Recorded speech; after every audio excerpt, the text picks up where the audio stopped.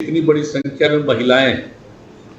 अब आप सोच लीजिए कि आखिर शराबबंदी का है लागू अभियान, जब महिलाओं की ही मांग रह रही थी तभी ना हुआ।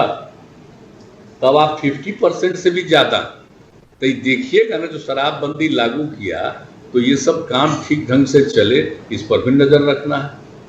और उसका बाल विवाह और दहेज प्रथा, तो आप तो जानते ही इसके चीजें, इसको लेकर के जो हम लोगों ने समाज सुधार अभियान की शुरुआत की, अभी 12 जगह हम लोगों ने मीटिंग किया और एक एक जगह कहा है और लोगों को ये बताने की कोशिश की गई है कि शराब कितनी बुरी चीज है।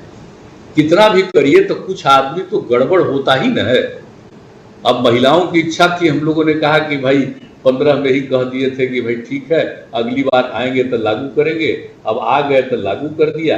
अब आप समझ लीजिए, तो जो पता चला है कि 1,64,18,00,000 का सर्वे है, उसमें पता चला 1,18,00,000 लोग, सॉरी 68 लाख लोगों ने, 68 लाख लोगों ने शराब को छोड़ दिया जो पीते थे। वो अभी भी कुछ इधर उधर तो गड़बड़ करता ही है, तो जानते ही ना, कुछ तो आदमी गड़बड़ करने वाला होता ही है।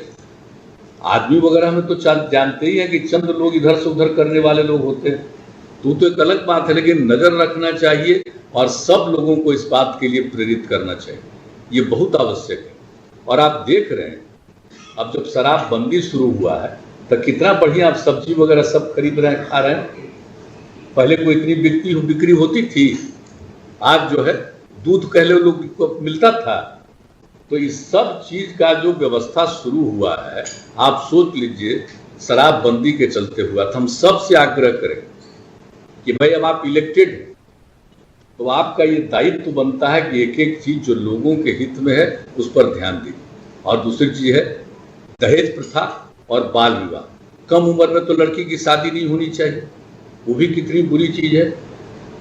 अभी तो 18 साल का नियम है, अब केंद्र सरकार ने तो फिर 18 साल से बढ़ाने के लिए भी एक कानून के बारे में सोचना शुरू किया है। वो तो अभी आएगा, वो तो आगे की चीज है। लेकिन अभी तो नियम बना हुआ है कि 18 साल से कम उम्र में कोई लड़की की शादी नहीं होनी चाहिए। तो इस बात का ख्याल रखिएगा ना, शादी नहीं होनी चाहिए एक एक तरह से कहीं भी हो।